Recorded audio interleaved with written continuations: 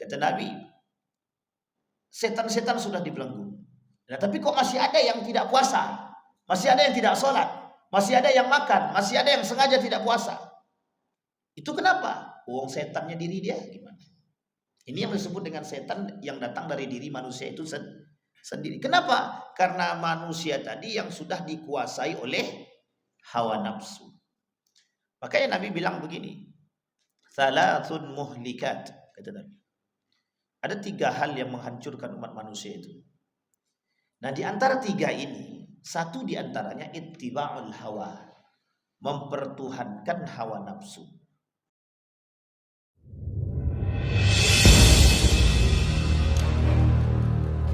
Bismillahirrahmanirrahim. Assalamualaikum warahmatullahi wabarakatuh.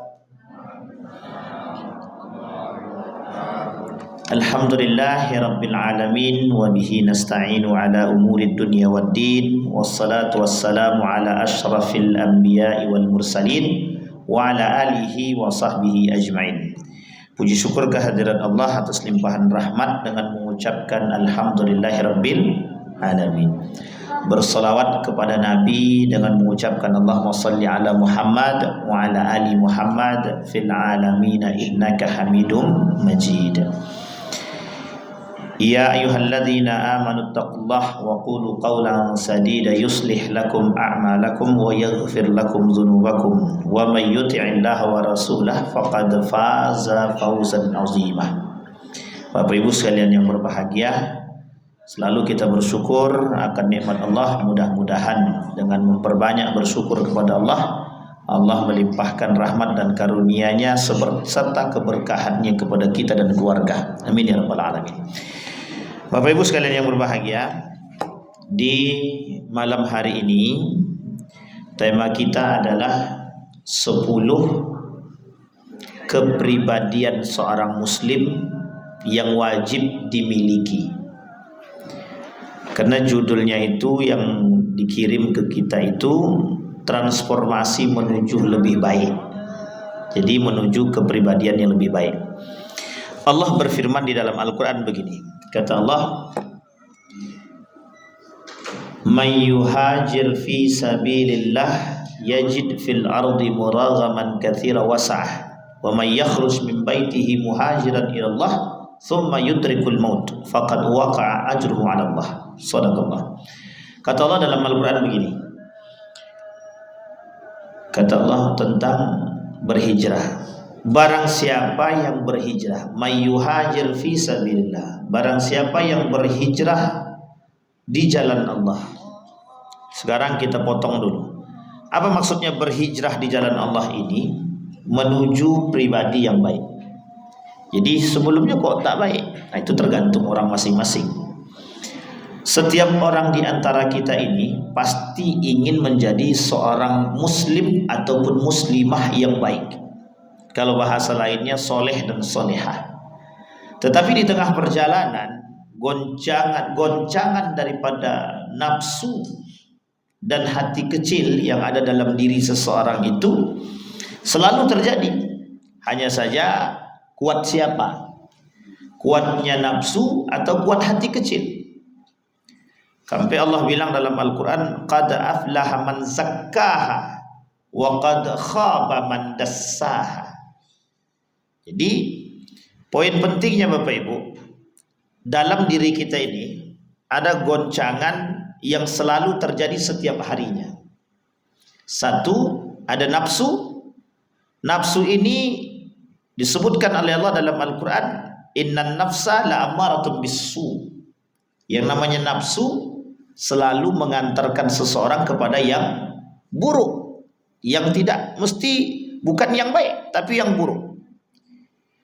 Sementara yang kedua, dhamir, yang disebutkan ala wahya qalbun, ada hati kecil yang tertanam di dalam diri kita nih, yang selalu menjadi musuh bebuyutan daripada nafsu tadi. Setiap seorang yang ingin melakukan perbuatan tercela ataupun maksiat, baik maksiat tangan, mulut, mata, kaki, dan hati itu sekalipun, hati kecil bilang begini, jangan, nanti Allah marah. Ini permisalan saja. Kata nafsu bilang begini, kata hawa nafsu, udahlah, ntar kan bisa tobat. Nah, jadi selalu ada goncangan. Misal seorang anak mau mencuri, kata dia, setan bilang begini, kau sedang butuh duit kan untuk beli internet. Nah, udah ambil aja duit itu, kan itu duit emakmu. Artinya dia nyolong juga, meskipun duit orang tua tapi tetap nyolong ini. Artinya dia nggak kasih tahu orang tua, ya kan nggak minta juga, berarti nyolong, minta atau ngambil atau mencuri uang orang tuanya. Kemudian hati kecil bilang begini, jangan, ndak usah, izin dulu sama orang tua. Tapi kemudian setan bilang begini lagi, kata setan, udahlah ambil aja kan duit makmu. Jadi selalu ada goncangan-goncangan seperti ini di dalam hati. Yang satu mengajak kepada kebaikan, yang satu mengajak kepada keburukan. Kita ambil permisalan dalam persoalan sholat misalkan. Ketika azan berkumandang, itu setan-setan itu yafirruna min, mereka lari terbirit-birit. Setan tuh ketika mendengar azan tuh lari, dia takut. Tapi selesai azan, dia datang lagi. Dia bisikan ke kita begini, ntar belum qomat baru azan. Ketika azan qomat berkumandang, setan kabur lagi tuh. Setelah azan selesai, setan balik. Setelah iqomat selesai, setan balik lagi. Ntar belum rakaat pertama. Dan ini selalu terjadi gesekan-gesekan seperti ini di dalam hati. Setiap seseorang ingin melakukan perbuatan tercela, mesti ada yang melarang. Nah, sesuatu yang melarang ini itu disebut dengan hati kecil. Ala wahyal qalbu, itu yang selalu kita bersihkan. Karena dia yang selalu menerima kebaikan, maka perlu adanya pembersihan. Tapi kata Allah, kalau yang paling berkuasa dalam diri seseorang ini adalah nafsu, maka kita tidak perlu setan, Bapak Ibu. Jadi kalau nafsu ini sudah berkuasa pada diri seseorang, kita tidak perlu setan. Inilah kenapa Allah sebut di dalam Al-Quran itu, setan itu ada dua, minal jinni wal ins. Dari bangsa jin satu lagi dari bangsa manusia. Yang masalah itu yang mana? Dua-duanya masalah. Cuma kalau mereka katakan dari bangsa jin sudah terbelenggu, ini dalam hadis yang dhaif itu dikatakan, yang hadis lemah, kata Nabi, setan-setan sudah dibelenggu. Nah, tapi kok masih ada yang tidak puasa, masih ada yang tidak sholat, masih ada yang makan, masih ada yang sengaja tidak puasa. Itu kenapa? Uang setannya diri dia gimana? Ini yang disebut dengan setan yang datang dari diri manusia itu sendiri. Kenapa? Karena manusia tadi yang sudah dikuasai oleh hawa nafsu. Makanya Nabi bilang begini, salatun muhlikat, kata Nabi. Ada 3 hal yang menghancurkan umat manusia itu. Nah, di antara 3 ini, satu di antaranya ittiba'ul hawa, mempertuhankan hawa nafsu. Nah, Bapak Ibu, di dalam ilmu tasawuf, nafsu ini bisa menjadi gejolak ketika seseorang itu mengindahkan perkataan Allah. Apa maksudnya, Pak Ustaz? Tidak taat dan patuh kepada perintahnya Allah. Sekali saja manusia tidak mengindahkan perkataan Allah, terbuka jalan agak sedikit lebar untuk masuk setan untuk menghasut. Kita ambil contoh begini. Azan berkumandang, kaki Bapak Ibu langsung melangkah, itu semakin sempit tuh Pak, celah bagi setan untuk menghasut. Tapi coba sekali saja, pas azan berkumandang, coba lalaikan, ruang itu akan semakin terbuka. Kenapa semakin terbuka? Setiap kiri dan kanan selalu ada bisikan. Bisikannya ada 2, satu bersifat waswasah, satu bersifat sawwasah. Ini beda kalimat, hampir mirip tapi beda. Kalau dia was-was, buat kita ragu, ke masjid tidak, ke masjid tidak, ke masjid tidak. Tapi kalau sawwasa, itu memang diganggunya betul. Apa kata tak usah ke masjid? Kata setan tadi tak usah ke masjid. Nah, jadi kalau ada orang yang tidak ke masjid, dipengaruhi oleh bisikan syaitan. Kalau ada orang yang lalai ke masjid, itu masih ada keraguan dalam diri dia, berangkat tidak. Maka dikatakan ketika seseorang itu memberikan peluang kepada syaitan untuk bergerak pada diri kita, maka lambat laun ruang tadi, kalau kita tidak kuat-kuatan, antara hati kecil dengan hawa nafsu tadi tidak kuat-kuatan. Kalau kuat hawa nafsu maka dia akan terlambat. Atau mungkin bisa jadi tidak ke masjid. Tapi kalau kuatnya ada di hati kecil, maka dia akan tetap. Sekalipun awalnya dia berat, tapi ketika dia sudah melakukan atau menjalankan, maka yang tadinya sudah terbuka menjadi sempit kembali. Maka Bapak Ibu sekalian yang berbahagia, di dalam diri kita ini ada ruang. Dalam diri kita ini ada ruang. Ruang pergesekan antara dua tadi, hawa nafsu dengan hati kecil. Nah, hati kecil inilah yang kata para ulama yang harus dibersihkan. Makanya disebut dengan tazkiyatun nufus, mensucikan diri. Nah, Bapak Ibu sekalian yang berbahagia. Nah, sekarang Bapak Ibu, kenapa kita umat muslim ini perlu punya pribadi yang baik? Nabi bilang begini Allah bilang di dalam Al-Qur'an itu, bukan Allah yang bilang, baginda Nabi Muhammad SAW. Kata Nabi di dalam hadis riwayat Baihaqi itu begini. Innama bu'ithu liutammima makarimal akhlaq. Ini jangan salah paham hadis ini. Nabi itu tidak menyempurnakan akhlak kita. Nabi tidak menyempurnakan akhlak kita. Hanya saja Nabi ini contoh akhlak yang sempurna. Saya ulangi sekali lagi.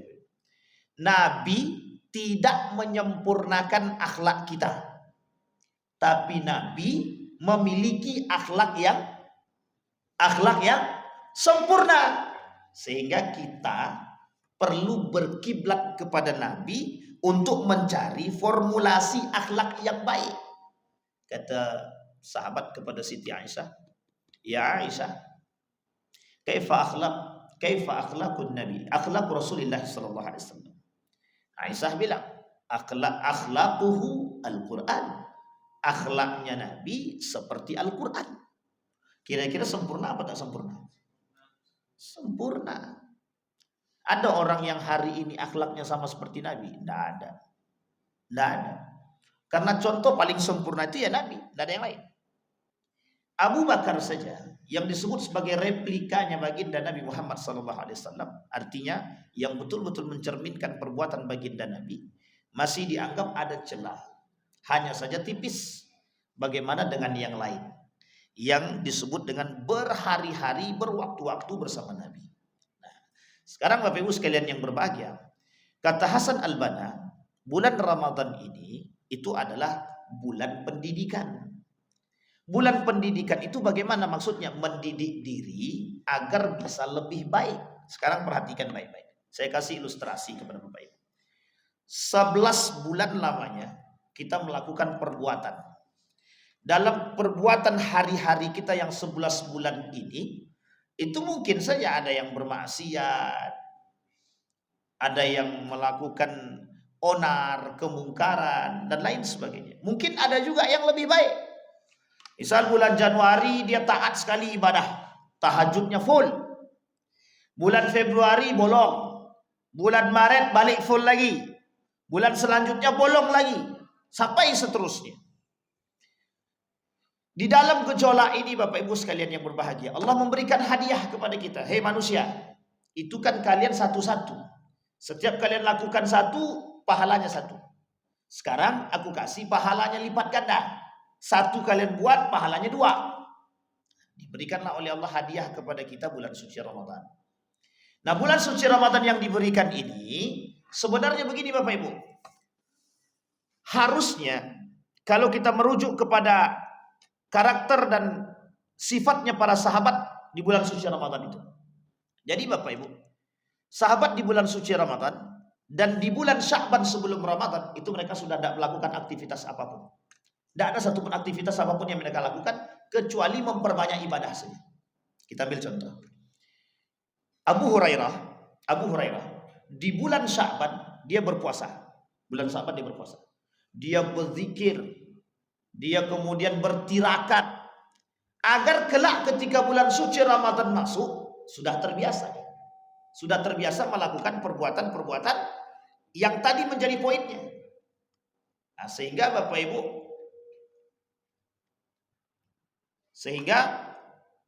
para sahabat itu melakukan aktivitas-aktivitas yang sebelumnya di bulan Sya'ban sudah mereka lakukan dan ketika bulan suci Ramadan kembali mereka perbuat. Tujuannya apa? Agar bisa istiqamah. Tapi kan kami harus kerja Pak Ustaz. Iya, kita tidak sahabat memang, kita tidak tabi'in memang, tapi kita tidak juga tabi'in memang. Kita bukan ulama, iya, kita memang bukan orang soleh, iya. Tetapi ada peluang. Itu tujuan Allah berikan kepada kita. Orang sekarang ini dilalaikan. Saya tidak tahu Bapak Ibu. Kalau kita melihat keluar ini Bapak Ibu, kalau kita pakai kacamata kita sekarang, kita melihat keluar. Ramadan itu bukan tujuannya ibadah bagi mereka. Ramadan itu tujuannya adalah dunia. Karena ada hadis Nabi ketika mendekat Lebaran itu kata Nabi, pakailah pakaian yang bagus-bagus. Itu menjadi poin utama. Menjadi poin utama, bukan ibadahnya. Sehingga kenapa setiap hari, setiap waktu itu saf itu mengalami kemajuan. Bukan kemunduran. Karena kalau kemunduran berbahaya Ustaz. Enggak, itu bukan berbahaya, itu yang baik sebenarnya. Kenapa terus ada majunya? Ya itu tadi. Karena safnya pindah ke tempat yang lain. Kemana pindahnya? Ke tempat yang sudah antri duluan. Di mana antrinya? Jalan Sudirman. Udah ngantri Pak. Ngapain ngantri? Rupanya beli baju. Di mana Tokopedia? Kok tahu tadi lewat situ? Lah kok antrinya panjang? Rupanya mereka ngantri beli itu. Coba bayangkan. Tapi kan sekali-sekali Pak Ustaz, pertanyaannya siang hari kemana? Kenapa kok diambil malam hari? Kenapa enggak siang hari? Kadang-kadang kita mengorbankan sesuatu yang tidak penting, kita korbankan satu yang penting daripada sesuatu yang tak penting. Sekarang saya tanya Bapak Ibu, baju lebaran tahun kemarin masih ada nggak? Sudah robek belum? Makin sempit atau makin lapang? Saya yakin makin lapang. Kan puasa udah kurus balik. Oke lah Pak Ustaz, itu kan sudah sempit Pak Ustaz. Iyalah sudah sempit. Sebenarnya bisa dilapangkan sedikit. Tinggal kasih kain sedikit, lapang. Bukan itu yang dicari umat manusia hari ini Bapak Ibu. Tidak enak kalau dipandang yang itu-itu saja. Nah, itu alasannya sebenarnya. Sehingga setiap tahun karena umurnya 20 tahun, sudah 20 baju lebaran kalau dia cuma punya beli satu. Kalau dia beli dua kali dua berapa? Berarti 40. Dan itu hanya dipakai ketika bulan suci, ketika lebaran saja. Selesai lebaran dimasuk, menumpuklah. Besoknya ini Pak Ustadz kami mau kasih ke panti asuhan, bakti sosial. Yang dikasih sisa kita kan. Coba bayangkan. Itu karakter umat manusia sekarang begitu. Makanya kenapa softnya maju. Ditambah ada teriakan dari jin dan iblis dan setan. Hei umat muslim ada diskon 50%. Nah itu dia. Itu jelas tuh teriakan setan-setan itu. Loh kenapa kok mereka lebih datang ke sana? Iya 50% Ustaz rugi kalau kami tak ke sana. Jadi kalau dia tak sampai ke sana menyesal tuh Pak. Nah, jadi Bapak Ibu yang hadir sekarang ini adalah Bapak Ibu yang tidak cinta terhadap dunia. Amin. Wallahu a'lam. Insya Allah ya. Sampai di sini paham Bapak Ibu. Ini poin penting nih. Makanya Bapak Ibu kenapa softnya maju-maju terus? Karena di akhir Ramadan itu jinnya sudah berubah. Meskipun setannya terbelenggu karena hawa nafsu lebih tinggi daripada hati kecil tadi, sehingga manusia berubah wujud menjadi setan. Tidak usah ragu-ragu bilang setan Bapak Ibu. Memang begitu karakternya. Tapi bukan manusia ya. Manusia yang mengikuti hawa nafsu. Baik. Nah sekarang Bapak Ibu sekalian yang berbahagia, kata Hasan Al-Banna, apa pendidikannya yang harus kita lakukan? Satu, pendidikan akhlak. Di bulan Ramadan itu kita dilarang ngapa-ngapain Pak. Misal Bapak Ibu puasa nih, puasa. Tidak boleh nyakitin orang, tidak boleh gibahin orang, tidak boleh berdusta. Itu pendidikan akhlak semua bukan? Akhlak semua itu Pak. Tidak boleh dusta, tidak boleh gibah, tidak boleh nyakiti orang. Itu semuanya pendidikan akhlak. Sama orang tua harus sungkem, salaman, cium tangan, segala macam semua ada di situ. Artinya apa? 1 bulan Pak, kita mendidik diri untuk menjadi pribadi yang lebih baik. Nah inilah Bapak Ibu sekalian yang berbahagia dikatakan oleh Hasan Al-Banna, jadikan dirimu lebih baik daripada sebelumnya. Orang yang menjadikan dirinya lebih baik daripada sebelumnya, inilah yang disebut dengan hijrah. Apa namanya? Hijrah. Makanya Allah sebut dalam Al-Quran, man yuhajir fi sabilillah yajid fil ardi muragaman katsira. Yang berhijrah karena Allah, Allah balas itu Pak hijrahnya. Tapi kemudian kalimat ini Allah teruskan, wa may yakhruj min baitihi muhajiran ila Allah tsumma yudrikul maut faqad waqa'a 'ala Allah ajruh. Kalau dalam hijrah begini, dari yang tak baik kemudian jadi baik. Unik Bapak Ibu, lihat ya, Ramadan ini unik. Orang yang tak pernah sholat hari-hari, ketika Ramadan dia sholat Pak. Dia sholat, dia puasa, bayangkan tuh. Orang yang tak pernah sholat, ketika Ramadan datang, hari pertama masjid full.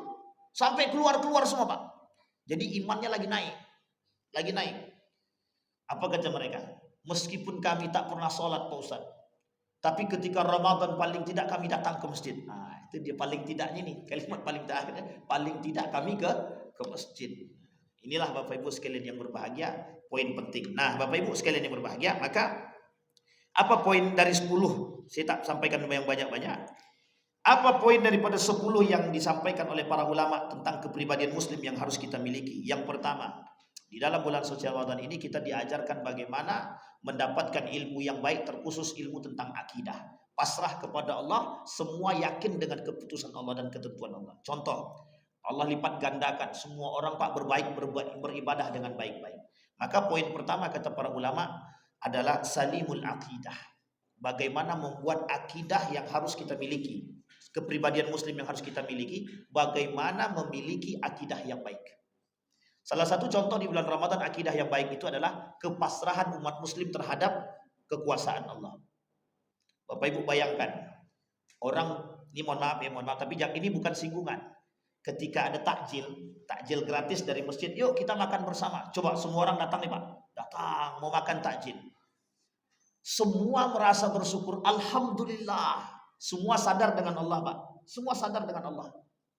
Kenapa sadar? Karena ada makanan yang diberikan kepada mereka dan itu datangnya dari orang-orang yang tidak ditentukan. Artinya siapapun bisa bersedekah kan? Siapapun tergerak tangannya. Orang semua mengakui kekuasaan Allah. Kalau kami beribadah dilipat gandakan sehingga orang sedekah banyak-banyak. Bersedekah banyak-banyak. Bapak Ibu kalau lihat di Mekah itu, enggak usah di Mekah, di Madinah kita ambil. Di Madinah itu Pak, itu sampai makanan kalau jelang Ramadan berbuka puasa, itu sampai banyak yang tidak makan itu Pak. Hampir setiap orang Arab itu punya berkeinginan untuk bersedekah.